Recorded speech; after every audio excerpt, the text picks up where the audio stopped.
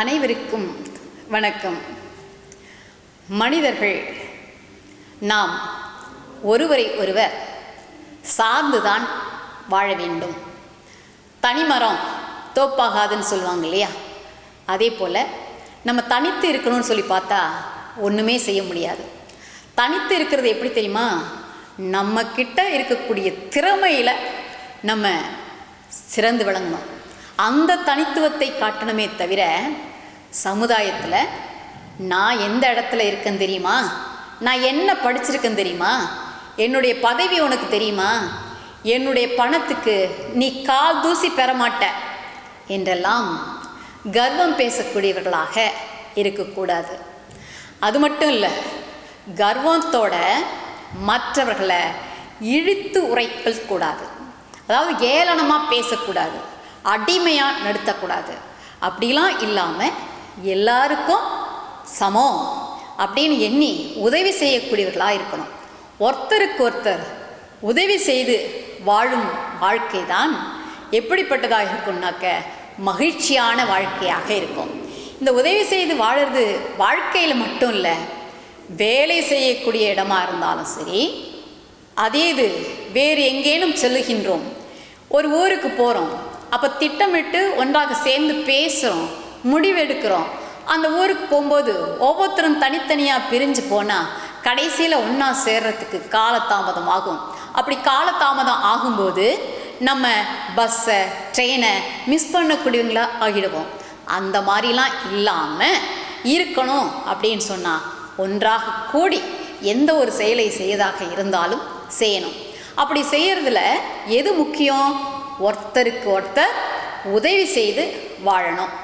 அப்படி உதவி செய்யும் பொழுது எதை பார்க்கக்கூடாது? அந்தஸ்தை பார்க்கக்கூடாது, பணங்கிறத பார்க்கக்கூடாது, பட்டங்கிறத பார்க்கக்கூடாது, பதவிங்கிறத பார்க்கக்கூடாது. இதெல்லாம் பார்க்காம ஒற்றுமையாக ஒருத்தருக்கு ஒருத்தர் உதவி செய்வோன்னு சொன்னால் எடுத்த காரியத்தை எதை செய்து முடிக்கணும்னு நினச்சோமோ அதை செய்து முடிக்க முடியும். எப்படி தெரியுமா? தெரிஞ்சுக்குங்க. ஒரு அழகான கதை உண்டு. ஒரு மேஸ்திரி, அந்த மேஸ்திரியோட 10 பேர் வேலை செய்துட்டு இருந்தாங்க. அந்த மேஸ்திரி வேலை செய்யக்கூடிய இடத்துக்கு ஒரு பெரிய மரக்கட்டையை தூக்கிட்டு வர வேண்டும். தூக்கி கொண்டு வரணும்னு சொன்னால் 10 பேரும் சேர்ந்து தூக்கினாங்க. தூக்கி எடுத்துக்கொண்டு வரும்பொழுது அந்த மேஸ்திரி என்ன பண்ணார்? ஆகட்டும், வேகமாக வாங்க, சீக்கிரம் கொண்டு போய் வச்சாதான் கடன்னு நம்ம அந்த கட்டடத்தை கட்டி முடிக்க முடியும். இப்படி நீங்கள் லேட்டாக வந்தீங்கன்னா எதையும் செஞ்சு முடிக்க முடியாது, தூக்குங்க என்று ஏவல் கட்டளையிடக்கூடியவராக அந்த மேஸ்திரி காணப்பட்டார். அந்த 10 பேராலையும் அந்த மரத்தை தூக்கி கொண்டு விரைந்து செல்ல முடிஞ்சுதான்னு கேட்டால் செல்ல முடியல. அங்கங்கே வச்சு போகணும் அப்படின்னா அந்த மேஸ்திரிக்கு பயந்து அவங்க தூக்க முடியாமல் திணறிக்கிட்டு எடுத்துகிட்டு போனாங்க. அப்போ அந்த வழியாக ஒருத்தர் வந்தவர் அந்த மேஸ்திரியை பார்த்து, எங்க பாவங்க அந்த 10 பேரும், நீங்களும் கொஞ்சம் சேர்ந்து உதவி செஞ்சீங்கன்னா சீக்கிரமாக அவங்க எடுத்துகிட்டு போவாங்கல்ல அப்படின்னு சொன்னார். அதுக்கு நான் யார் தெரியுமா? இவங்களெல்லாம் வச்சு வேலை செய்யக்கூடிய மேஸ்திரி நான் தான். அவங்களுடைய வேலை அது, அவங்க தான் செய்யணும். நான் இதில் ஒன்றும் சேர முடியாது. வேணா நீங்கள் சேர்ந்துக்கோங்க, நீங்கள் உதவி செய்யுங்க அவங்களுக்கு போய் என்று அந்த மேஸ்திரி கூறினார். வந்தவர் மேஸ்திரி சொல்கிறது சரிதான் என்று சொல்லி என்ன செஞ்சார்? அந்த 10 பேரோட சேர்ந்து இவரும் சேர்ந்து தூக்கினார். அவர்களுக்கு கொஞ்சம் பளு குறைந்தது. மிக விரைவாக அந்த கட்டிடம் இருக்கின்ற இடத்திற்கு கொண்டு போய் அந்த மரக்கட்டையை வைத்தார்கள். வைத்த பிறகு அந்த புதிதாக ஒருத்தர் வந்தார், பேசினார்னு சொன்னேனே, அவரிடத்து மேஸ்திரி கேட்டார், ஏப்பா உங்கள் பேர் என்ன, நீங்கள் எங்கே வேலை செய்கிறீங்க என்று கேட்டார். அதற்கு வந்த புதியவர் சொன்னார், என்னுடைய பெயர் ஜார்ஜ் வாஷிங்டன், நான் அமெரிக்கா மாளிகையில் ஜனாதிபதியாக வேலை பார்க்கிறேன் என்று ரொம்ப பவ்யமாக கூறினார்.